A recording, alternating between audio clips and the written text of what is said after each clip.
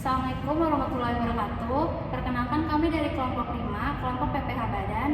Di sini kami akan memberikan tutorial pengisian SPT PPH Badan dan pelaporan SPT PPH Badan. Sebelumnya, perkenalkan nama saya Siti Habibah dengan NIM 6324064. Nama saya Novianti Elsmana dengan NIM 6324073. Nama saya Rizky Maulana dengan NIM 6324123. Nama saya Muhammad Ibnu Aziz dengan NIM 632400020.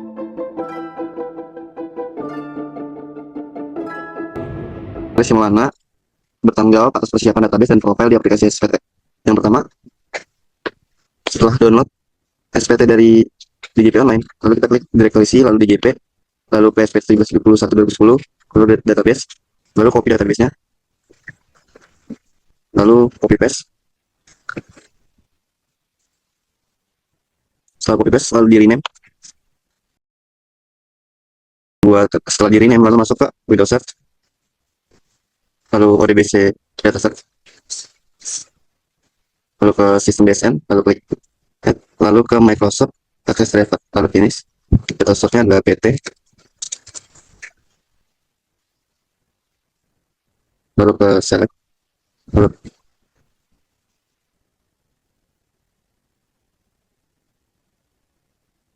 klik OK, lalu itu masuk ke SPT PPH 1771-2010.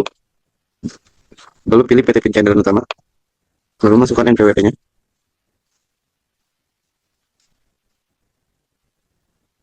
lalu klik OK. Data profil wajib pajak halaman 1 dan halaman 2. Lalu ke halaman 2, terus di nama pejabat penanda tangan, yaitu, lalu klik simpan, yes, data berhasil, lalu username ada, operator, lalu passwordnya 123, lalu klik program, buka SPT baru, tahun pajaknya adalah tahun pajak 2020, lalu buat SPT PPH Badan 1771 berhasil dibuat. Selanjutnya, di sini kita mengisi lampiran-lampiran berikutnya. Yang pertama, klik program. Setelah itu buka SPT yang ada. Setelah tertera pajak 2020, silakan klik buka. Setelah itu kita bisa klik SPT PPH, lalu lampiran khusus daftar penyusutan dan amortisasi fiskal. Seperti ini. Di sini terdapat laporan penyusunan aktiva tetap, terdapat 12 data, yang dimana jenis aktiva tetapnya ini terbagi menjadi dua. Yang pertama itu ada kelompok bangunan dan harta berwujud. Tapi yang lebih mudahnya dimasukkan ke dalam Excel seperti ini. Masuk kita ke aplikasinya lagi, bisa klik baru. Yang pertama kita lengkapi data yang kelompok bangunan terlebih dahulu. Kelompok harta tidak permanen, jenis usahanya kita klik semua jenis usaha. Untuk nama hartanya di sini, ruko kita bisa ubah menjadi bangunan.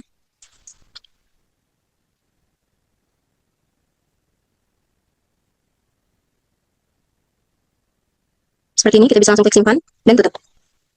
Nama hartanya bangunan. Lalu untuk bulan dan tahun perolehan di sini pada tanggal 1 Januari 2018. Setelah itu, metode penyusutan komersialnya di sini kita klik garis lurus, fiskalnya juga garis lurus. Untuk harga perolehan di sini sebesar Rp62.960.50. Seperti ini.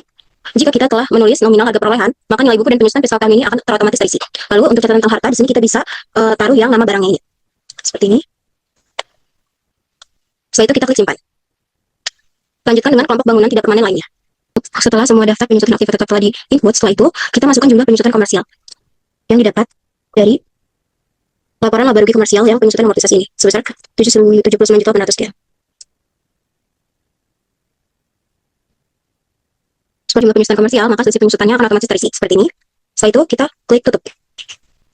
Setelah itu kita lanjut ke SPT PPH, transkrip kutipan elemen laporan keuangan seperti ini.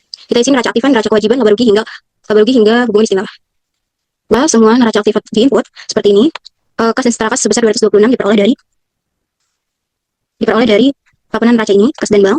Setelah itu untuk piutang usaha sebesar 748 juta kita letakkan pada piutang usaha pihak ketiga. Setelah itu kita langsung ke aktiva lancar lainnya sebesar 148 juta yang terletak pada aset lancar lainnya. Setelah itu kita langsung ke aktiva tetap lainnya sebesar 1.193 yang diperoleh dari harta tetap. Setelah itu akumulasi penyusutannya juga kita masukkan sebesar 195 juta. Di sini pada dikurangi akumulasi penyusutan. Setelah itu otomatis jumlah aktifanya akan terisi sebesar Rp2.121.683.134. Selanjutnya kita langsung masukkan neraca kewajibannya juga. Seperti ini, jika semua sudah diinput utang pajak, kita ambil dari utang pajak di sini, utang lain-lainnya kita masukkan juga pada kewajiban lancar lainnya. Lalu utang usaha jangka panjang pihak lain kita ambil dari sini, utang jangka panjang. Setelah itu ke modal saham sebesar 134 juta lebih. Kita ambil dari sini, setelah itu laba ditahan dan laba tahun ini juga kita masukkan. Seperti ini. Maka jumlah kewajiban dan ekuitas juga akan terisi secara otomatis, yang dimana neraca kewajiban dan neraca aktiva jumlahnya ini harus sama. Setelah itu kita lanjut ke laba rugi. Kita input juga dari laporan laba rugi komersial di sini. Ini jika laba rugi telah diinput penjualan bersih sebesar 463 yang diperoleh dari total pendapatan ini, pendapatan jaringan ditambah dengan pendapatan ZTV. Setelah itu, untuk pembelian kita masukkan sebesar 120 juta yang diperoleh dari sini, beban pokok penjualan MPLS. Setelah itu, kita masuk ke beban penjualan sebesar 129 juta sekian yang diperoleh dari ini total beban usaha. Setelah itu kita langsung ke penghasilan beban lainnya sebesar 580.000 sekian yang diperoleh dari sini. Total pendapatan lain-lain dari jasa giro dan pendapatan di luar usaha. Kita bisa simpan. Setelah itu, neraca kewajiban dan neraca aktifnya juga kita simpan.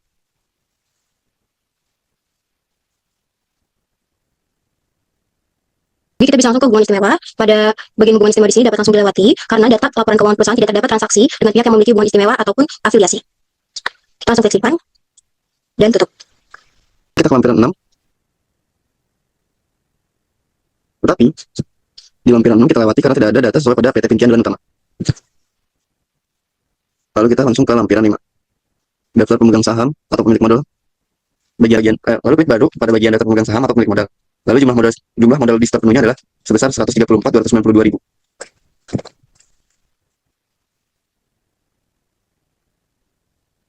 Yang didapat dari penambahan dari para pemegang saham.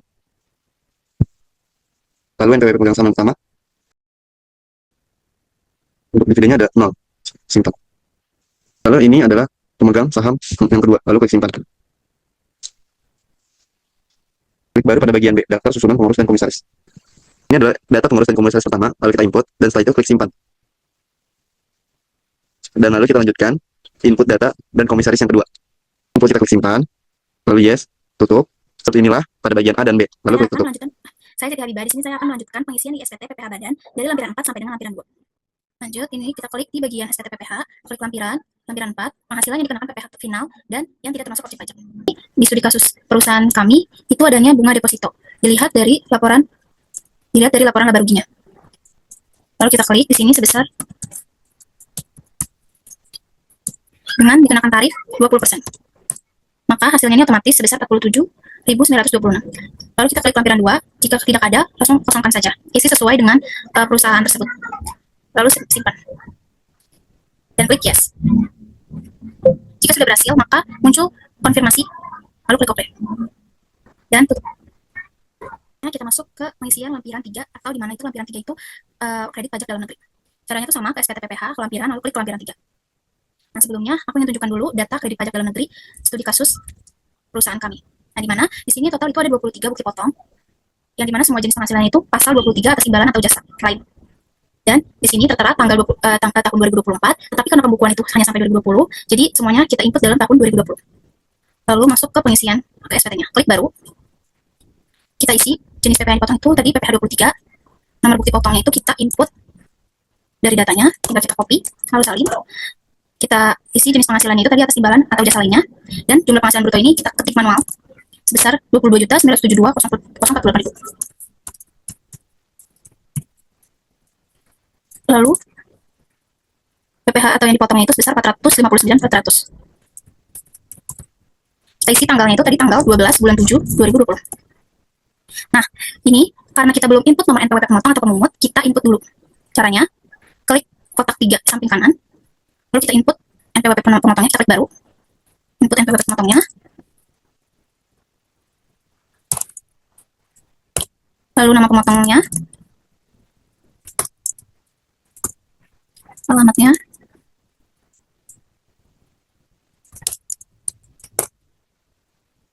lalu klik simpan. Langsung aja kita input semua nama pemotongnya. Ini adalah daftar pemotongnya jika berhasil diinput. Lalu klik tutup. Lalu kemudian kita lanjutkan input daftar kredit pajak yang tadi. Tinggal kita klik, dan di sini sudah ada nama daftar pemotongnya. Lalu kita tinggal checklist bagian yang kita pengen pilih. Lalu pilih, kita klik pilih. Nah, jika berhasil seperti ini, lalu kita klik simpan. Muncul konfirmasi daftar berhasil disimpan. Lalu selanjutnya, input semua daftar pemotong dan bukti potong seluruhnya, seperti yang ada di data daftar bukti pemotong kredit pajaknya. Dan setelah sudah diinput semua daftar kredit pajak dalam negerinya, maka jumlahnya sebesar 7.520.179.000. Dan ada di sini ada jumlah data total itu 23. Dan jumlah PPh yang dipotong dan jumlah data itu harus sama dengan daftar kredit pajak pada data perusahaan. Sebesar 7.520.179.000. Lalu, jika ingin mengecek apakah sudah terinput dengan benar atau belum, kita tinggal klik atau isi tanggal yang ingin kita cek, kita klik cari. Jika sudah terinput dengan benar, maka data yang kita cari itu terdaftar pada kolom inputannya. Seperti ini. Bisa juga kita copy dengan nomor bukti atau dengan tanggal. Lalu, kita klik tutup. Selanjutnya, masuk ke bagian lampiran 2. Caranya juga sama. Klik SPT PPH, klik lampiran, lalu klik lampiran 2 yang dimana berisi perincian harga pokok penjualan, biaya usaha lainnya, dan biaya dari luar usaha. Nah, lalu kita isi, jumlah dan nominalnya dilihat dari laporan laba rugi yang bagian komersial. Nah, ini adalah laporan laba ruginya. Kita lihat di bagian perincian harga pokok penjualan, biaya usaha lainnya, biaya dari luar usaha, dan jumlahnya.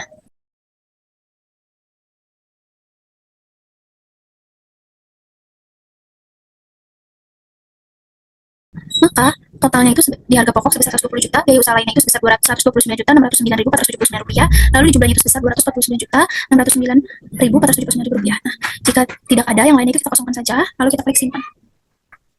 Muncul konfirmasi, kita klik yes, dan maka berhasil disimpan. Saya Muhammad Ibnu Aziz, jadi sini saya bakalan mengisi lampiran 1. Nah, jadi kita langsung lanjut lampiran, pilih formulir 171 nih, lampiran pertama. Nah, jadi di sini tuh saya mengisi pada dana usaha yaitu berjumlah 463.629.195, itu didapatkan dari sini ya, dari total pendapatan yaitu ini. Ya, kita masukkan ke ISPT-nya. Lalu saya mengisi lagi yaitu di bagian E, penghasilan dari usaha yaitu 8458171, itu didapatkan dari sini total pendapatan lain-lainnya ya, 581. Nah, itu kita masukkan. Nah, di sini ini tuh otomatis guys ya. Kenapa 58171? Karena di sini F-nya itu 0, jadi ya tidak ada pengurangan. Nah, di sini lalu di terakhir saya itu mengisi penghasilan yang dikenakan PPh final dan yang tidak termasuk pajak yaitu 580.171. Nah, itu sama ya hasil didapatkan dari tadi yang ini. Masih sama. Oke, kita lanjut ke halaman nomor 2. Nah, di halaman nomor 2 yaitu di sini saya cuma mengisi satu, yaitu penyesuaian fiskal positif lainnya. Nah, ya itu diambil dari sini guys. Nah, ini kan ada koreksi positif. Nah, yang positif itu cuma ini. Jadi kita masukkan itu 47.928. Seperti itu di sini. Jadi dia di sini juga otomatis ya. Lanjut nih, kita ke halaman 3. Nah, di halaman 3 ini tuh dia sudah otomatis terjumlah ya, yaitu totalnya 200.275.1 seperti itu. Setelah otomatis terisi, kita simpan. Ya, oke lanjut di sini ya. Saya itu bakalan mengisi kita close, saya itu bakalan mengisi SPT PPh wajib pajak badan. Di sini perusahaan saya tidak diaudit dan ini wajib diisi nama kantor, konsultan pajak dan lain-lain. Setelah diisi kita masuk ke sini. Nah, karena perusahaan saya itu omsetnya di bawah 4,8 M. Nah, perusahaan saya itu kena tarif PPh pasal 31E ayat 1. Jadi di 200 juta 7.200 itu dikali 11% yaitu totalnya 22.792. Ya, kosong.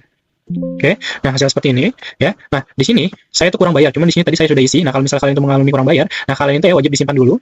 Nah, kalian itu lalu pergi ke data surat setoran pajak. Nah, lalu di sini kalian klik baru.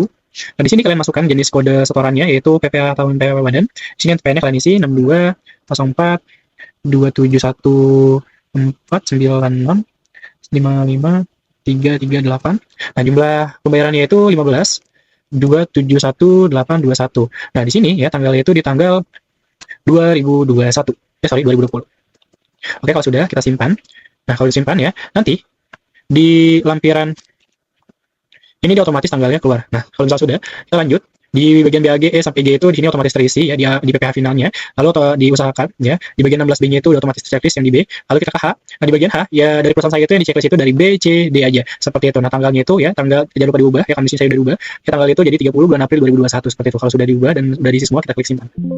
Berhasil. Kita membuat file lapor data CSV. Caranya itu SPT Tools, klik lapor data SPT ke KKP, setelah itu tampilkan data, checklist. Setelah itu jumlah PPh kurang bayar dan jumlah SPP yang telah dibayar, jumlah angkanya ini harus 0. Pilih folder lokasi file sesuai keinginan. Langsung create file. Seperti inilah jika data bentuk CSV formatnya telah berhasil. Langsung buka. Yang tadi kita sudah simpan. Seperti inilah tampilan format CSV-nya dengan catatan nama file tidak boleh diubah agar tidak error saat kita unggah ke DJP online. Sekian pelaporan dari kami, kurang lebih mohon maaf. Kami ucapkan terima kasih. Wassalamualaikum warahmatullahi wabarakatuh.